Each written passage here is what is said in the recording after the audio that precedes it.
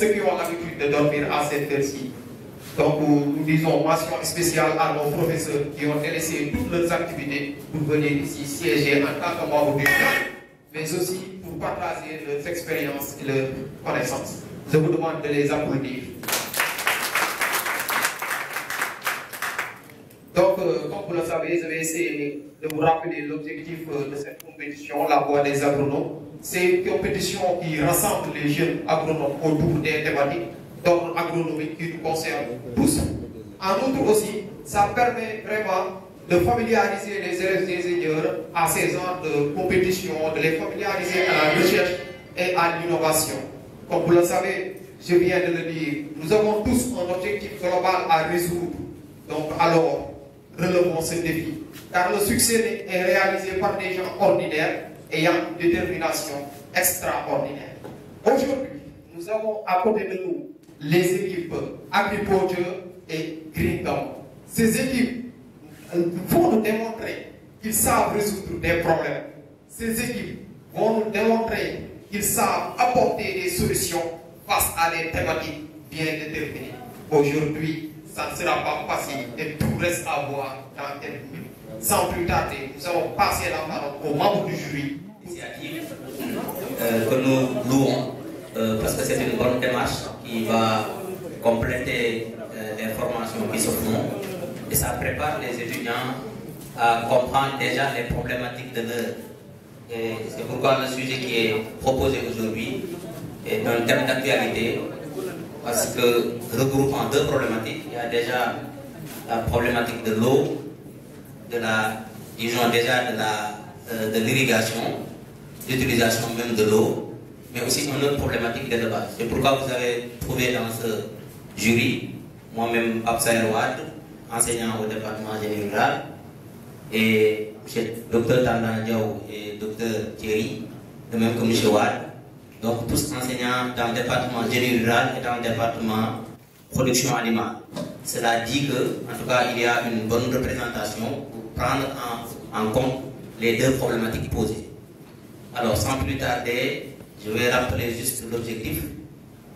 L'objectif était que ce thème devrait être traité par chaque groupe. Et nous avons reçu le document traité. Ensuite, aujourd'hui, on va aller vers la présentation. Cela dit que chaque groupe aura 15 à 20 minutes maximum pour nous présenter l'économie de son travail. À la suite de cela, il y aura des questions que les membres du jury vont poser et par la suite, le jury va se retirer pour évaluer le travail et délibérer sur le travail. Donc, nous invitons les équipes à être très pragmatiques, à aller à l'essentiel, de nous faire une présentation pour nous permettre de mieux comprendre, en tout cas, ce qui est écrit dans les documents. Donc, je vais donner la parole peut-être aux membres du jury s'ils ont des choses à compléter pour après vraiment démarrer dans le vif du sujet. Ok, merci, Président.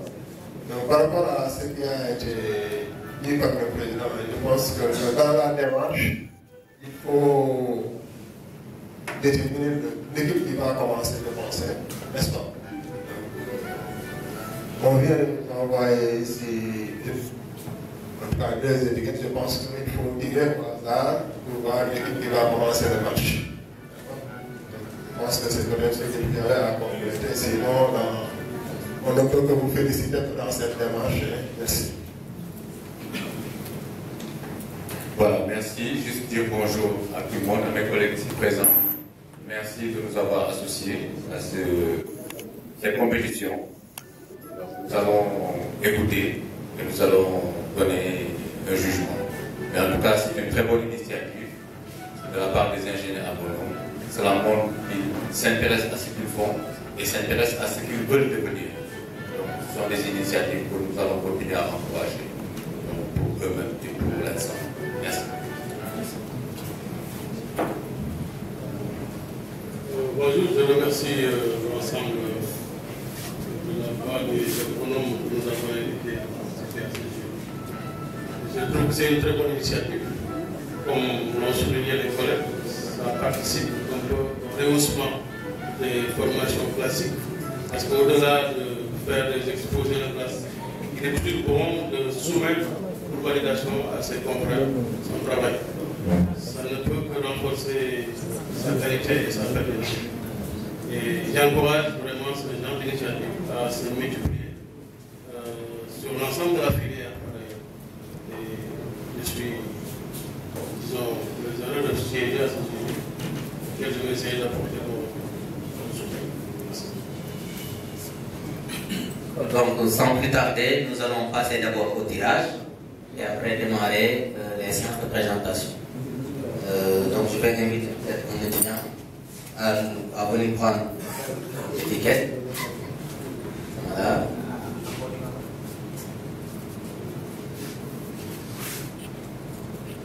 Voilà, donc c'est Green Gamma qui va présenter en premier.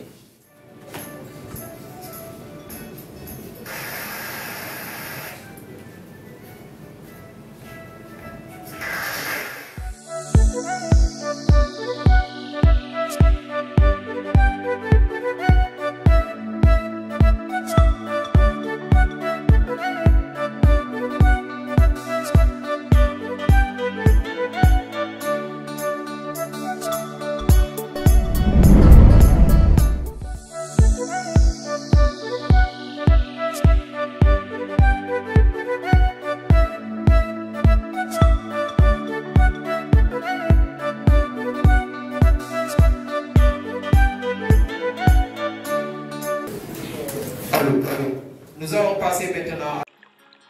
L'élevage extensif ou pâturage extensif, encore appelé ranching par les anglo-saxons, est une méthode d'élevage de bovins, de rennes, etc., caractérisée par une faible densité de chargement d'effectifs animaux dans les pâturages à l'hectare. L'élevage mobile apparaît menacé au Sénégal par les crises climatiques, la pression agricole, l'extension des aires protégées, l'urbanisation et les modèles de consommation importés qui l'accompagnent, ou encore par les politiques publiques favorables à son intensification et à sa sédentarisation. Échappant par ces logiques fluides ou vérités de contrôle territorial moderne, cet élevage est soupçonné de ne pas contribuer réellement à la mise en valeur des ressources nationales. Il serait, au mieux, une forme transitoire destinée à prendre des formes plus intensives. Or, l'élevage a connu des mutations qui rompent avec les anciennes images attachées à l'élevage pastoral. Sous des formes variées, il approvisionne aujourd'hui largement les villes nationales en viande et de petites ceintures laitières signalent depuis quelques années une attitude nouvelle des systèmes agro-pastoraux face aux modèles importateurs jusqu'alors hégémoniques. Au Sénégal, plus qu'ailleurs au Sahel, les politiques d'élevage traduisent une préoccupation constante qui est sédentarisée, intensifiée.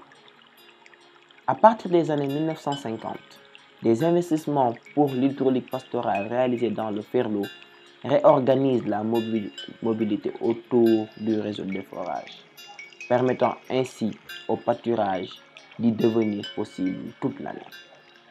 Dans les années 1990, les unités pastorales UP, promues par le PAPEL, projet d'appui à l'élevage, dans une large partie du Ferlo, consacre cette territorialisation par le forage de puits. Sur un rayon de 20 km autour de ceux-ci, les UP constituent le cadre de gestion des ressources pastorales par les éleveurs. Malgré tous ces efforts mis en œuvre, l'accès à l'eau dans l'élevage extensif demeure un problème. D'où la pertinence du sujet proposé. Je cite, quelle stratégie d'irrigation pour un élevage extensif mieux contrôlé. Fin de citation. Nous, jeunes Ensaïens, acteurs de développement, futurs ingénieurs de ce pays, n'attendons pas la sortie pour servir notre nation. Nous avons décidé de proposer des solutions aussi innovantes qu'ingénieuses dans le but de résoudre cette difficulté. Alors, mesdames, mesdemoiselles et messieurs, à vos crayons, nous attendons vos critiques constructives pour améliorer nos réflexions.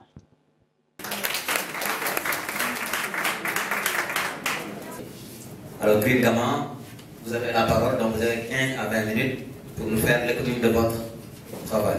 Du jury, assemblée. Bonsoir.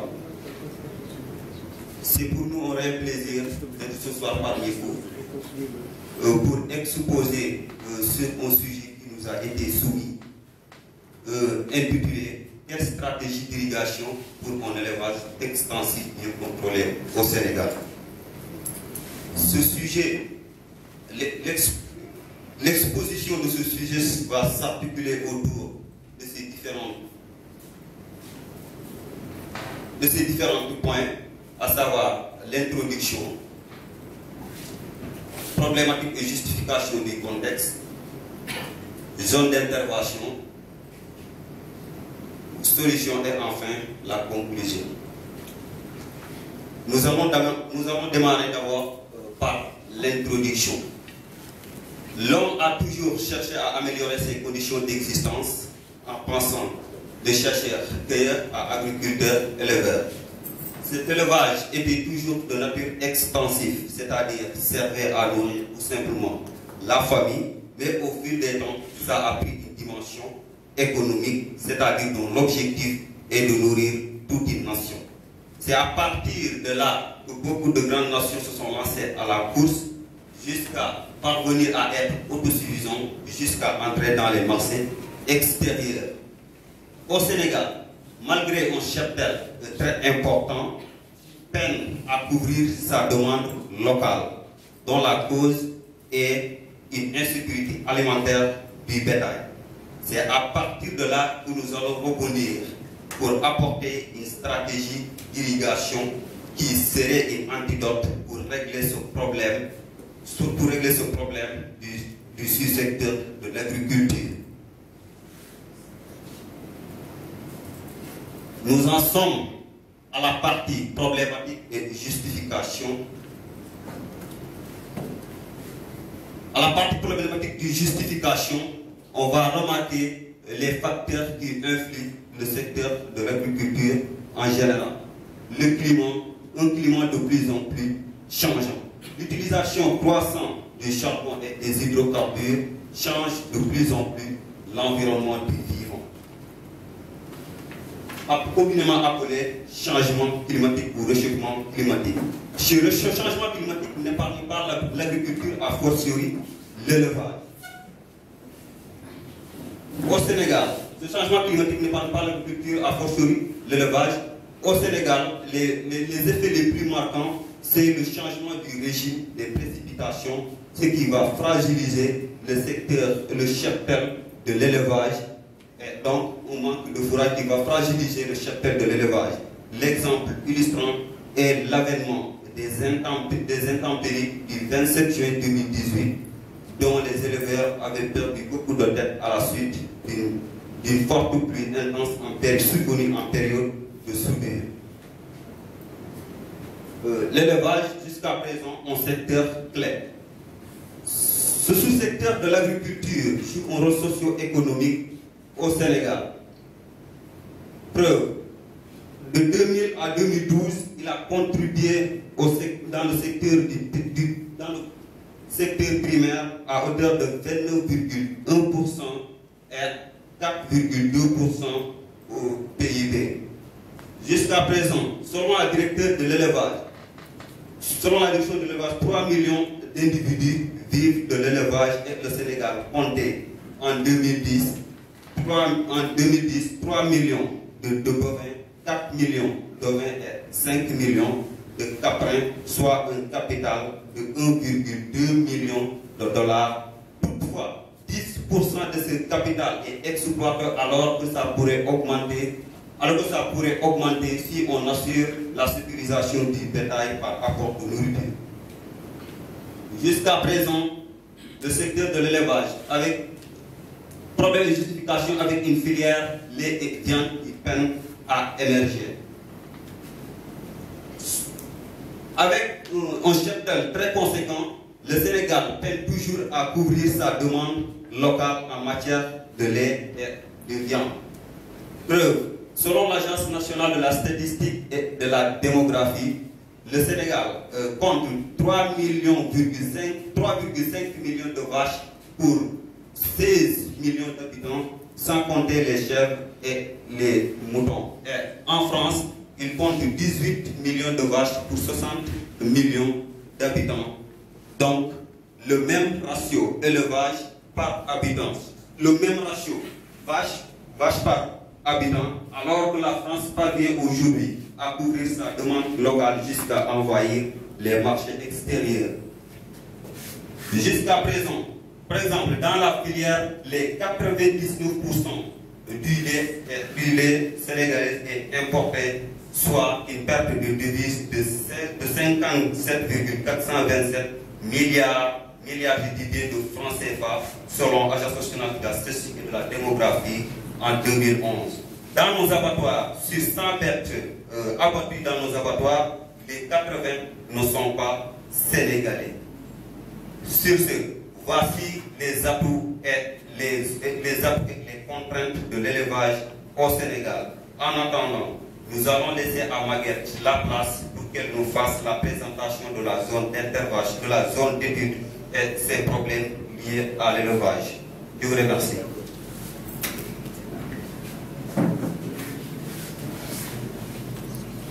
Merci pour la parole accordée.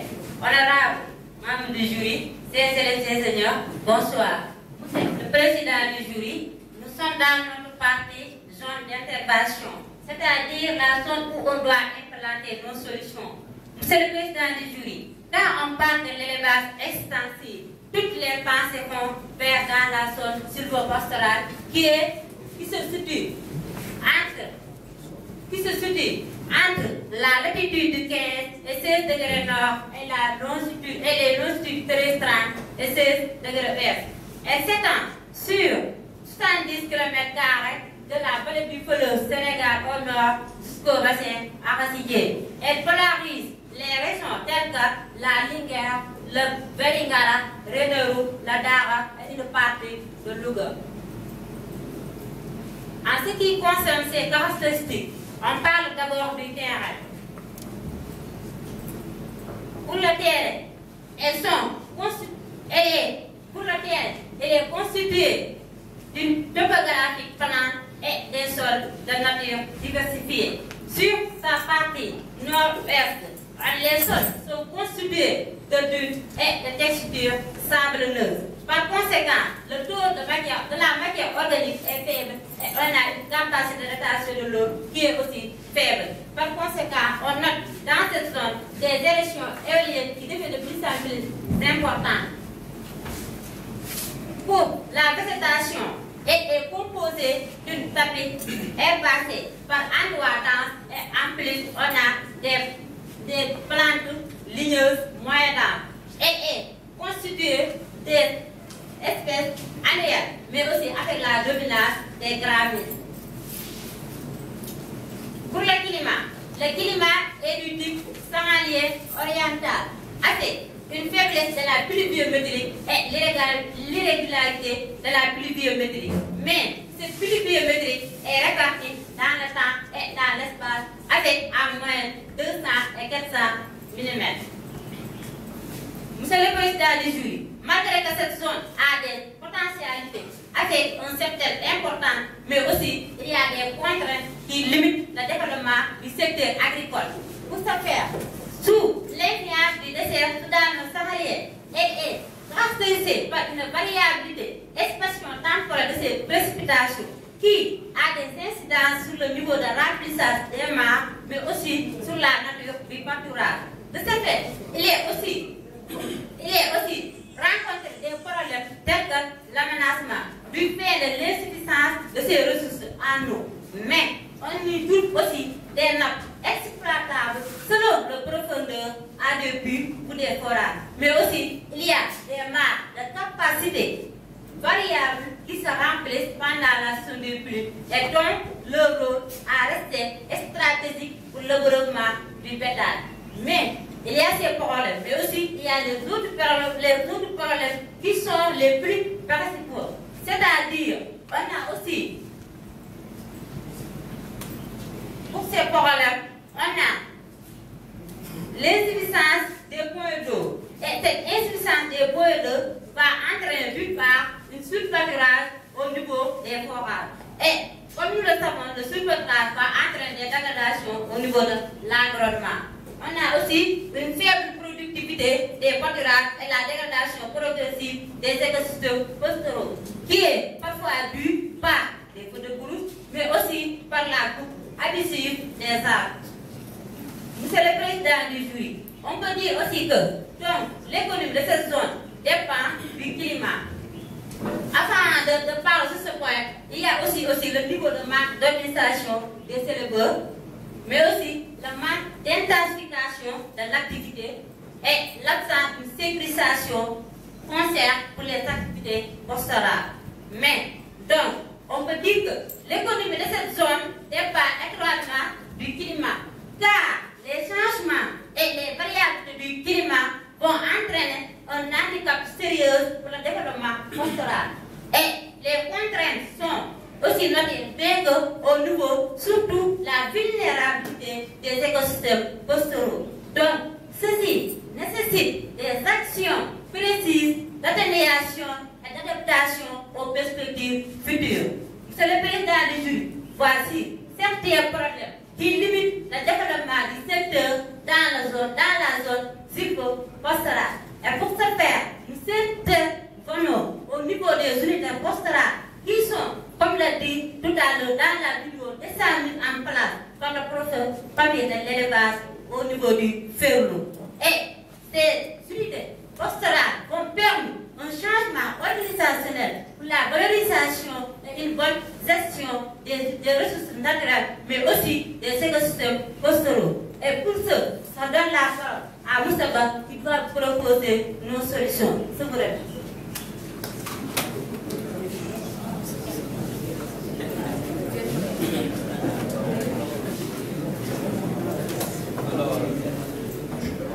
Alors, comme l'a dit ma camarade chez les membres du jury, notre solution est axée dans les unités pastorales. Notre solution est axée dans les unités pastorales. Et elle consiste tout simplement à y intégrer des cultures fourragères. Mais avant cela, deux composantes importantes, deux choses clés doivent avoir lieu. Le premier point est un retour au respect des règles de fonctionnement d'une unité pastorale. Un second point qui est la maîtrise de l'eau. Concernant le premier point, c'est-à-dire un retour au respect des règles qui sous-tendent le fonctionnement d'une unité pastorale. Alors, son pourquoi? Il faut savoir, monsieur le président du jury, qu'une unité pastorale n'est pas créée anonymement, n'est pas créée aveuglément. Ce sont généralement des carrefours de transhumance qui sont choisis, disposant éventuellement de potentialités hydriques. Alors, une fois l'unité pastorale mise sur pied, des règles sont édictées pour assurer son bon fonctionnement. Ces règles ont trait généralement au nombre. C'est-à-dire qu'ils disent que c'est tant de bovins, tant de caprins, tant de bovins qui doivent être accueillis dans l'unité pastorale.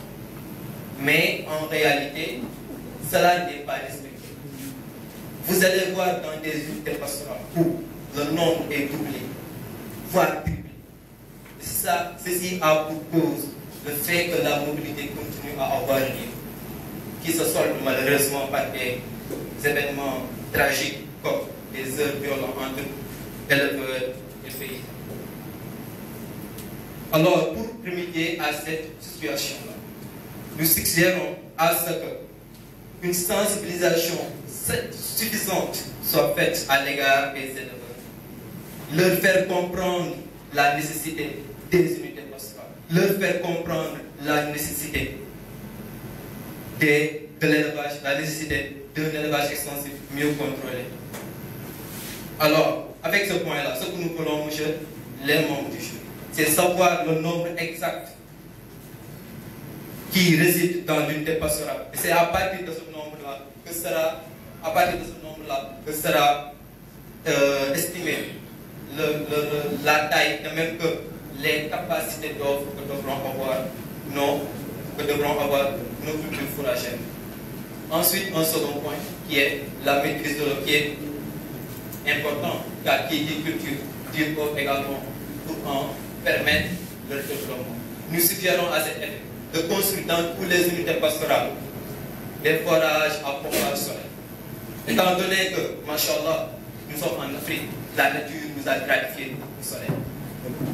Et aussi, nous sommes dans un contexte de changement climatique, donc de notre économie.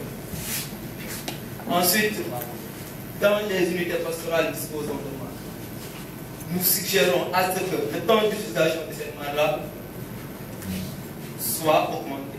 En quoi faisant? En mieux creusant le fond de ces mares-là et en y disposant de l'argile pour en augmenter l'imperméabilité. Mais également, disposer autour de ces mares-là des arbres qui, en grandissant, vont créer un microclimat et diminuer l'évaporation. Donc, monsieur le Président Michel, avec le premier point, nous savons la taille que devra avoir notre culture fourragère. Avec le second point, nous avons de l'eau. Donc, qu'est-ce qu'il reste? Le pilotage. Les cultures fourragères devront être mises en place en fin d'hivernage. Alors, pourquoi ce choix?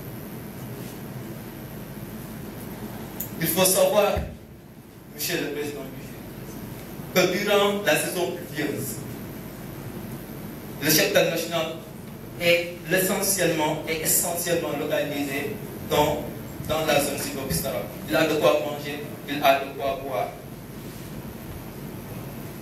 Mais à la fin de l'hivernage, ceci, la nourriture diminue sa mise. Il migre alors vers le sud, à la quête de pâturage vert, mais également pour bénéficier des résultats de récolte. Alors, ces nourritures-là n'étant pas d'une quantité extraordinaire, elles finissent 3 mois après, et maintenant c'est la période possible. Nous, ce que nous voulons, en mettant en place nos cultures fourragères en fin d'hivernage, c'est que durant la période de suivre, qu'il y ait de quoi manger dans les unités pastorales. Et durant ce moment, que chaque troupeau, là où il a été catalogué, il y aura de quoi manger en attendant la saison. Alors, les cultures fourragères seront subdivisées en parcelles.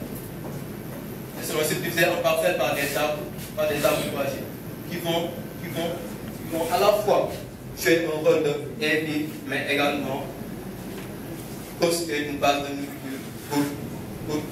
pour les animaux. Alors, concernant l'apport d'eau, dans les unités pastorales où il y a des mares, l'apport d'eau sera combiné. Il sera fait à partir des forages, mais également à partir des mares.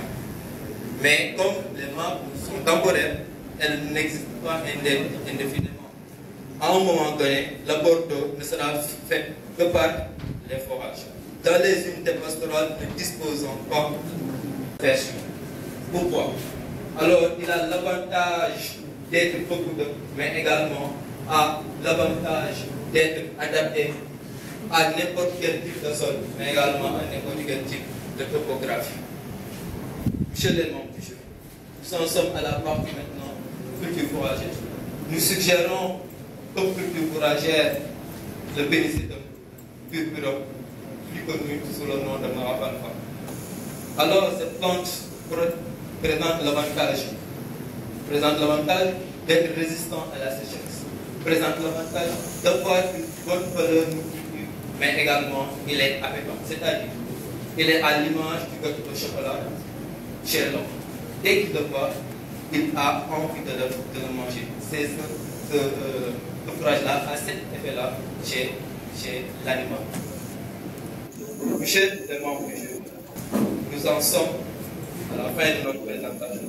Mais nous pensons, pour que notre solution soit effective, il faut une bonne volonté politique, mais pas que. Il faut également une bonne implication inclusive des éleveurs. Quelques stratégies d'irrigation pour un élevage extensif mieux contrôlé au Sénégal. Ce travail a été réalisé par le groupe des agriculteurs, constitué par El Hadji Malick Diouf de la première année, Abdou Ndiaye de la troisième année, Ndaye Merilo de la deuxième année, Aminata Thiongan de la quatrième année et Mohamed Saleh Touré de la troisième année. Le plan est ainsi fait.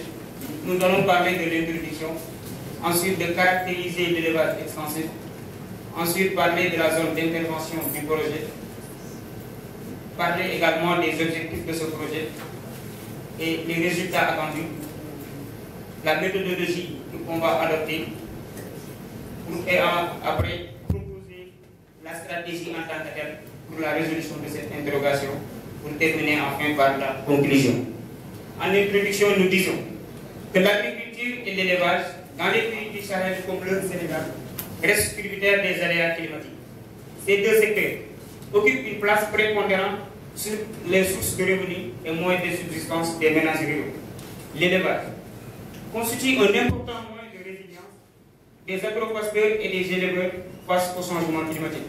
Mais son développement bute sur la faiblesse des investissements publics et privés et qui se traduit par l'insuffisance des infrastructures de base telles que les ouvrages hydrauliques.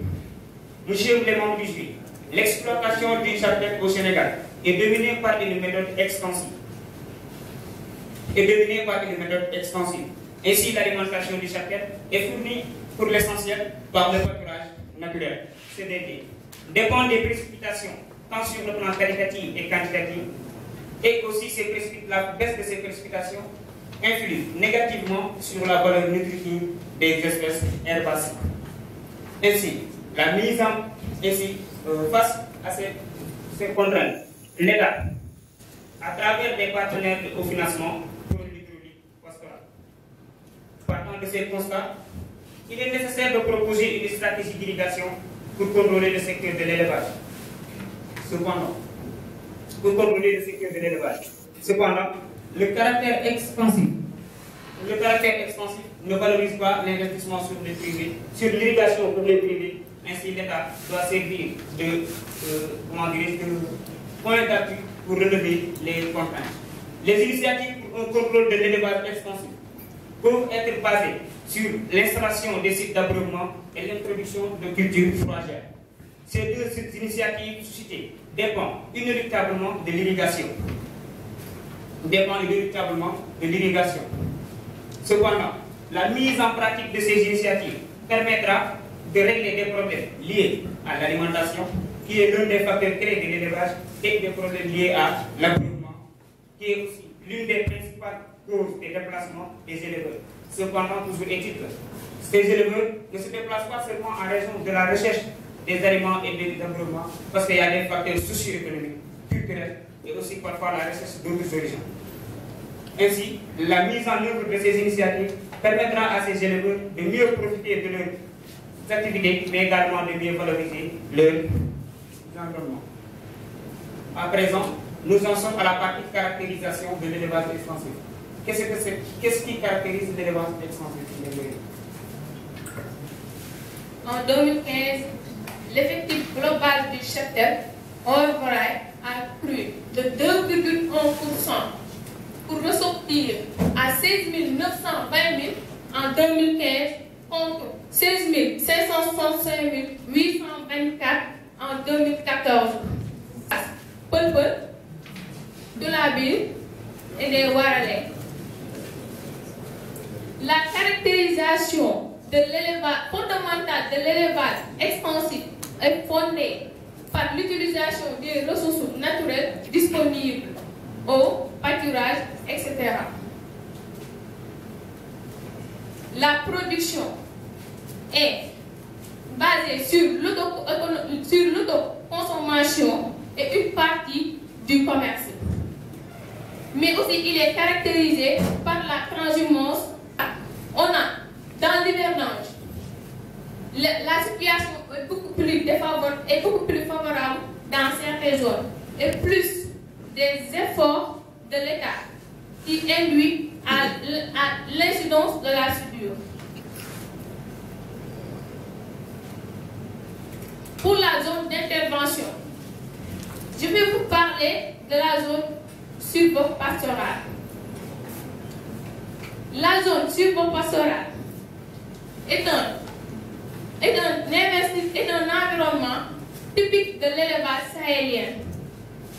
Il se situe au centre du Sénégal. Plus précisément, vers Ferlo, Fouta et Djolof. Cette zone est caractérisée pour la plupart des 2/3 des ruminants du Sénégal et aussi de 15% du cheptel bovin. Les ressources en eau sont limitées, la nappe phréatique profonde, la région des pluies brève avec une pluviométrie irréversible, irrégulière, autrichienne, avec une superficie de 150 000 km². Cette nappe a modifié considérablement des conditions d'exploitation avec des insolations de forage. On peut noter aussi dans ce cas deux sources, les sources naturelles et les sources artificielles. Pour les sources naturelles, on a les points d'eau courants, les puisards de nappe alluviale. Pour les sources artificielles, on a les forages et les puits. Mais les sources naturelles permettent l'abreuvement quotidien pendant la saison des pluies. Et les sources artificielles permettent l'abreuvement alternatif pendant la saison sèche. Venons-en au soir pastoral. Et du fait que dans cette zone, l'élevage extensif est mieux pratiqué. Avec une désertification, une disparition marquée du couvert sénégal, végétal du moins, et enfin l'effondrement habitive des régions.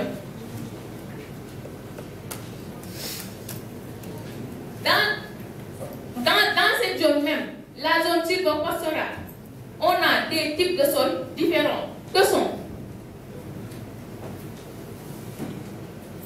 les sols ferrugino-tropicaux faiblement évolués pour la transhumance, des sols ferrugino-tropicaux peu lessivés. Par exemple, culture arachide, des sols bruns rouges, subarés, culture de mil et de niébé. Vous savez, pour chaque projet, on aura besoin des objectifs. Je vais passer la parole à Baïza pour qu'il vous parle des projets. Les objectifs fixés pour ce projet sont d'abord l'objectif principal, qui est de contribuer à un meilleur contrôle de l'élevage extensif à travers la mise en place d'une stratégie d'irrigation. On a 3 objectifs spécifiques. Le premier objectif spécifique est de réaménager les aires de pâturage. Deuxièmement, d'introduire les cultures fourragères et d'en assurer le suivi. Troisièmement, on a la mise en place des points d'abreuvement à travers des abreuvoirs collectifs. Vous nous en également aux résultats attendus. Comme tout projet, nous nous attendons à des résultats une fois la réalisation de ceci. D'abord, nous nous attendons à réduire la pénibilité du travail des éleveurs, une disponibilité de l'eau en permanence pour assurer l'abreuvement du bétail, une alimentation en fourrage disponible en qualité et en quantité, la limitation des conflits entre éleveurs et agriculteurs. Vous n'êtes pas sans savoir que parfois les éleveurs, ils pâturent jusqu'à entrer dans les champs des agriculteurs, ce qui entraîne parfois des conflits. Nous nous attendons également de développer des petits commerces de produits de l'élevage et aussi améliorer des conditions environnementales et écologiques. Exemple, l'arrêt de l'émondage à l'issue des lignes.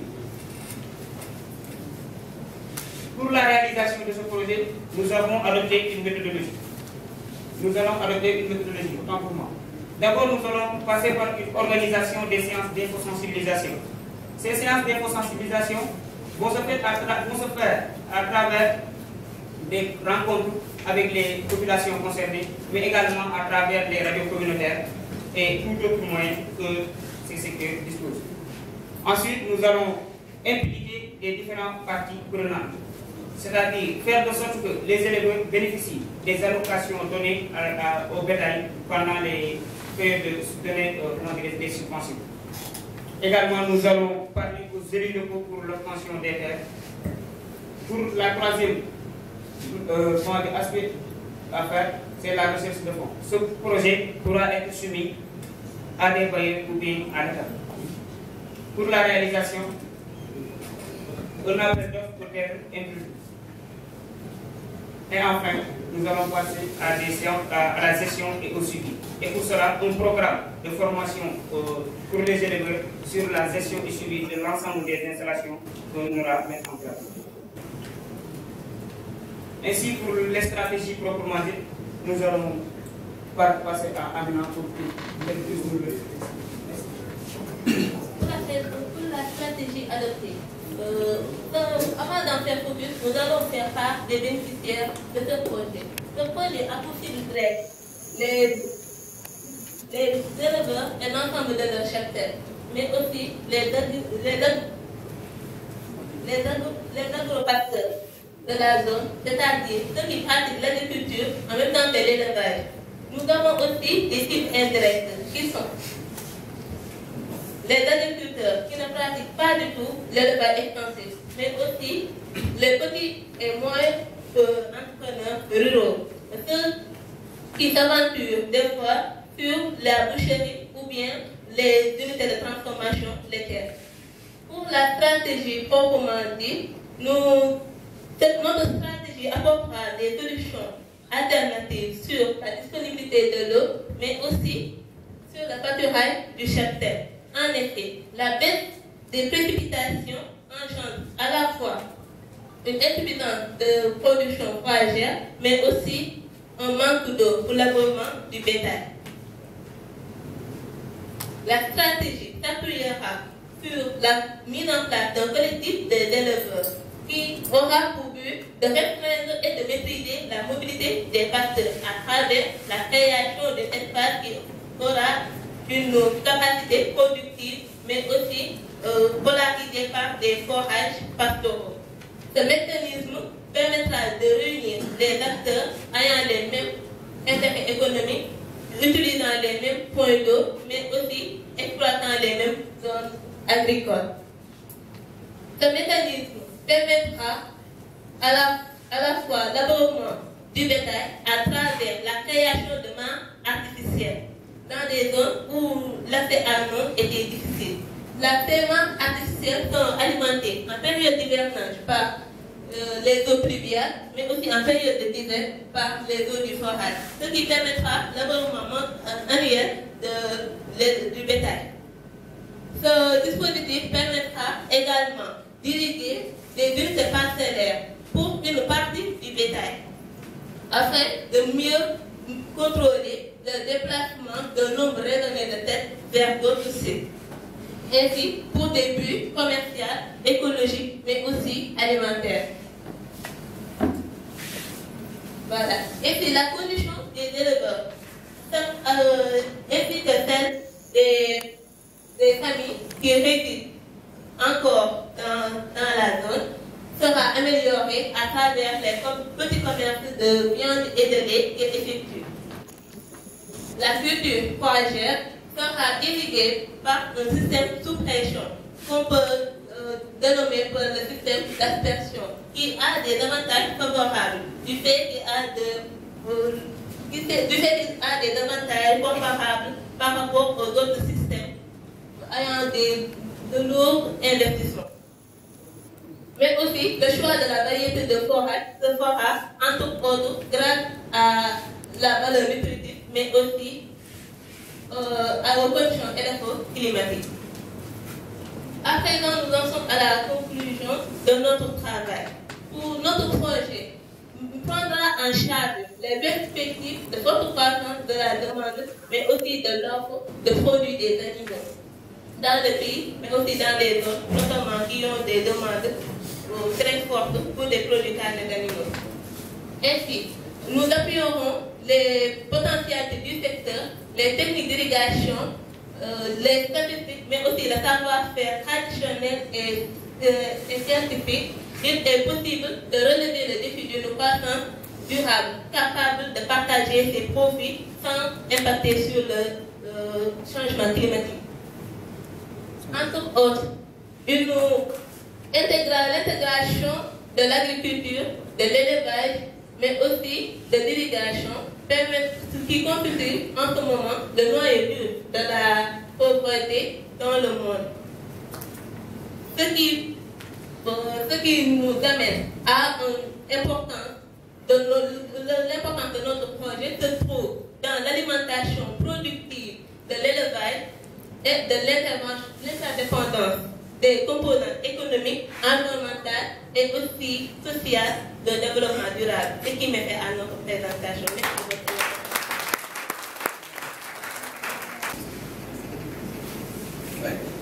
Ok, donc nous allons passer la parole à Dr Thierry pour ses commentaires sur les deux présentations. Voilà, merci Monsieur le Président. Merci aux deux groupes pour les présentations qu'ils nous ont faites. On sent une volonté de recherche, une certaine démarche. Maintenant, évidemment, comme l'a dit mon collègue, il y a des choses à améliorer.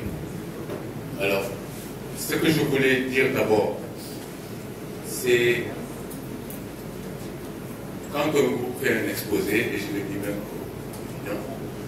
on doit pouvoir entendre tout le monde. Chaque membre du groupe, pas un, pas deux, mais tous. Parce qu'il est important qu'on entende les étudiants s'exprimer. Et comme je le dis en classe, il est bon que ces exercices que vous faites vous permettent de vous exprimer. Parce que cela vous prépare non seulement pour votre cursus, mais pour l'avenir. Parce que vous sortez d'ici, vous êtes des cadres. Et des cadres qui sont ou qui doivent être opérationnels. Et des cadres opérationnels, ça veut dire que vous devez être en mesure de pouvoir diriger non seulement des réunions, mais faire des présentations. Donc vous avez un certain exercice d'élocution. Et d'élocution en français. Donc ça veut dire des améliorations et des efforts à faire. Parce que tout ce que vous allez faire dans l'avenir, ce ne sera pas en wolof, ce sera en français et même en anglais. Moi déjà, la première question que je vous posais aux deux groupes, c'est qu'est-ce que c'est un élevage extensif? Je vois deux définitions ou deux, mais c'est de dire déjà qu'est-ce que c'est un élevage extensif. Et dans votre, vous avez le titre, on vous a donné le titre, quelle stratégie d'irrigation pour un élevage extensif mieux contrôlé au Sénégal.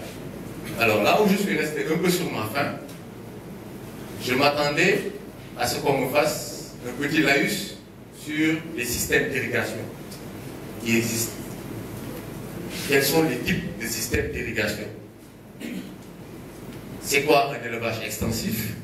On en a beaucoup, vous en avez parlé, j'ai parlé de ça, mais derrière vous êtes juste allé, vous avez sauté pratiquement tous sur voilà, l'irrigation par aspersion.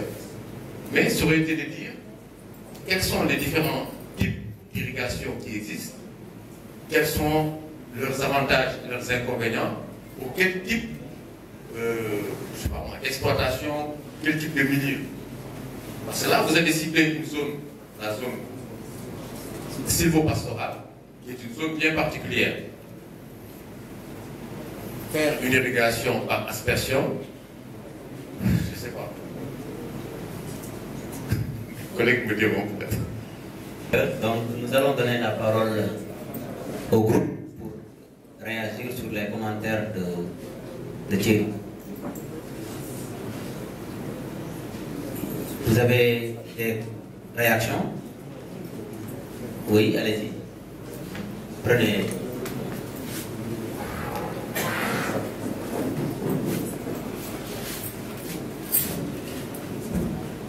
Alors, merci, M. Nessem, pour vos suggestions. Je pense que c'est important que les deux groupes vont en tenir compte, de même que nos camarades qui sont derrière. Quand vous parlez, nous sommes des ingénieurs, futurs ingénieurs. Nous aurons à faire des présentations. Donc, il est nécessaire dès la présent de faire en sorte de s'exprimer, de savoir s'exprimer devant un public. Alors, vous avez parlé du système assertion. Vous nous avez dit que concernant les systèmes d'irrigation, vous êtes resté sur votre but. Mais avant cela, j'aimerais noter quelque chose. Il faut savoir que ce travail-là, nous les deux groupes, nous l'avons fait en 1 mois. Donc, même pour vous répondre, j'ai beaucoup de recherches, mais dans le net, il n'y a que cette information que nous avons eue. Donc, tout ça, ça a été une faute. Le sujet n'a pas été vérifié. Maintenant, vous avez dit, concernant le système, vous êtes resté sur votre. Alors, mais nous avons proposé quelque chose, à savoir l'expression, mais aussi nous avons donné une justification. Parce que nous avons dit que le système d'expression est beaucoup de... C'est plus ou moins un avantage. Ensuite, nous avons dit que c'est adapté à n'importe quel type de sol, mais également de topographie. Ça également, nous avons pensé au système d'agro, mais nous avons dit que c'est extrêmement cher, mais également quand les vaches vont pâturer dans les parcelles de culture fourragère, ces canaux-là vont être empiétés et être détruits. Donc c'est dans ce sens-là que nous avons choisi cette vie. Mais j'aimerais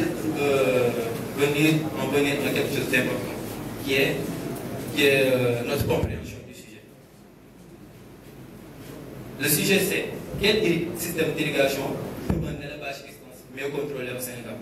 Nous avons défini les concepts, à savoir irrigation, mais également système d'élevage. Élevage extensif du moins, excusez-moi. Alors, qui dit irrigation? Irrigation, selon Wikipédia, je l'ai défini comme quoi? C'est l'opération d'apporter, c'est l'opération qui consiste à apporter artificiellement, donc il y a la main de l'homme,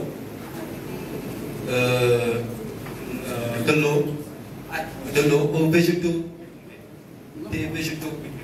C'est dans ce sens-là que nous avons dit que le problème que soulève le sujet, c'est le problème du fourrage, de culture fourragère, de l'alimentation et pas de développement. Alors c'est ça que je vais dire. Merci beaucoup. On va donner la parole au groupe 2 s'il a des choses à apporter.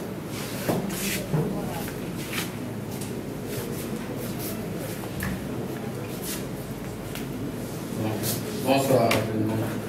Bonsoir, oui, bon, pour vous répondre un peu, c'est pas nous qui avons choisi que 3 par groupe passent. C'est les organisateurs qui ont décidé, qui ont dit que 3 personnes devraient être présentées. C'est pourquoi tous les membres du groupe ne sont pas passés pour se présenter. Et bon, vous avez demandé aussi de vous parler un peu de l'élevage extensif. Donc, quand on parle de l'élevage extensif, on fait allusion à un faible niveau d'intrants. C'est-à-dire que ça ne nécessite pas beaucoup de financement. Et aussi, l'élevage extensif utilise souvent le pâturage naturel. C'est pourquoi, dans nos solutions, nous avons alterné un peu l'utilisation des pâturages naturels, aussi l'utilisation aussi des cultures fourragères pour permettre lors des déplacements des éleveurs afin de diminuer le nombre de bétail qui vont pâturer en quelque sorte. les autres vont rester et ça va diminuer le nombre, ce qui va nous permettre de mieux contrôler l'élevage en quelque sorte. Et aussi, pour les types d'irrigation que vous avez parlé, et le choix de l'aspersion. Bon, on sait tous que quand nous prenons le système à l'arrêt, bon, ça nécessite une quantité d'eau qui ne se trouve pas dans la zone sylvopastorale. Et aussi, quand nous prenons le système goutte à goutte, c'est trop coûteux par rapport à cette zone. Et c'est pas facile d'emblaver des grandes surfaces avec le système goutte à goutte, sinon ça va devenir trop coûteux. C'est pourquoi nous avons choisi le système d'aspersion qui va nous permettre d'emblaver des grandes surfaces pour les cultures fourragères. Je prépare moi de mes commentaires. C'est vrai que mes prédécesseurs sont revenus sur les questions de forme, je n'y reviens pas. Mais sachez qu'un document scientifique fait se doit de respecter un certain nombre, se doit de respecter certaines normes. C'est extrêmement important parce qu'à travers les documents qu'on lit, on identifie la personnalité de ce que l'on produit. Et je pense que votre personnalité, je pense, ne se reflète pas à travers ce que vous nous avez donné. Parce qu'il y a beaucoup de fautes. Et là, il va falloir corriger rapidement. Alors, l'autre chose, maintenant j'en viens sur le fond. Alors, sur le fond, de manière globale, j'ai un problème sur la problématique, même des sujets posés. Je n'ai pas retrouvé trop dans le document. Moi, je me suis dit que tout de suite, la première chose que j'allais dire, c'était la problématique. Parce que c'est à la problématique que vous alliez poser votre compréhension même du thème. Et il y a deux problématiques qui se sont dégagées, forcément. On a parlé de irrigation, on a parlé de l'élevage extensif. Ces deux problématiques devraient être posées dans le contexte sénégal. Pourquoi on parle de mieux contrôler l'élevage extensif? Pourquoi? Est-ce qu'il y a des problèmes dans l'élevage extensif? Ou qu'est-ce qu'il y a? Pourquoi on le pose? Et pourquoi on l'accorde avec l'irrigation? Pour moi, ces deux éléments posés dans la problématique allaient aider beaucoup. Je ne l'ai pas ressenti pour les deux groupes. Alors, l'autre chose, et là j'en viens au groupe Gamma, c'est que je n'ai pas compris d'ailleurs l'objectif posé. Parce que quand on a la problématique, on la comprend, et ce qui suit, naturellement, c'est quel est l'objectif global visé. Et quand je vois l'objectif global avec Gamma, je trouve comme objectif global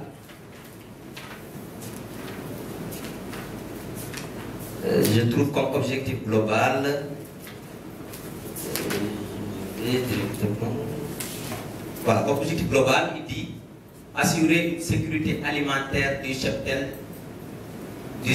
national durant la période de soudure. Moi, j'aimerais retrouver le mot irrigation dans cet objectif-là.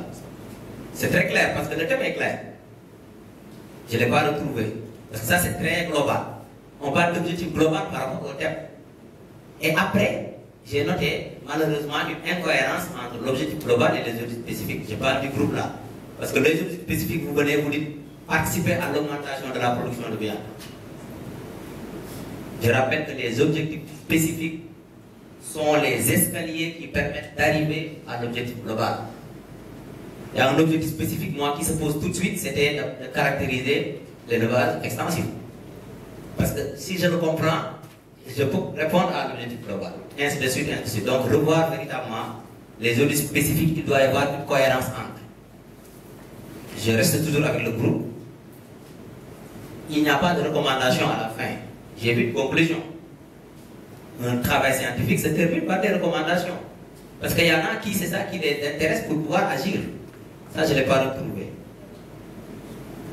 Alors, la solution de passer par les unités pastorales, je l'ai bien noté, mais je suis un peu resté sur, je vais dire, le travail a été un peu inachevé. Quand vous avez parlé de solutions, vous avez cité que deux. Il y a 6.1 et 6.2, je me trompe. Vous avez parlé du choix de la culture, et après, si je ne me trompe pas, vous avez parlé du pilotage. Mais quand je lis à l'intérieur, je vois qu'il y a des choses qu'on pouvait ressortir. Parce que dans la solution que vous proposez, vous avez même parlé de la maîtrise de l'eau à l'intérieur. À l'intérieur aussi, vous avez même parlé de système d'irrigation. Alors, j'aurais suggéré que la solution allait être constituée de 4 éléments. D'abord le choix de la culture, ensuite la maîtrise de l'eau, ensuite la proposition du système d'irrigation et enfin le pilotage. Mais attention, pour le pilotage, il y a 2 niveaux. Soit je propose un pilotage pour l'unité pastorale totalement, ou bien je propose un pilotage pour les systèmes d'irrigation réalisés. Des étudiants, et nous vous suggérons de continuer ainsi. Donc toutes les équipes ont très bien travaillé, mais il faut forcément un vainqueur. Maintenant, l'équipe qui aura perdu n'a pas démérité. On lui demande de retravailler davantage et de se remettre dans les années à venir à récupérer le trophée. Donc sur ce, nous déclarons gagnant l'équipe de Green Gama. Voilà. Félicitations à l'équipe Green Gama.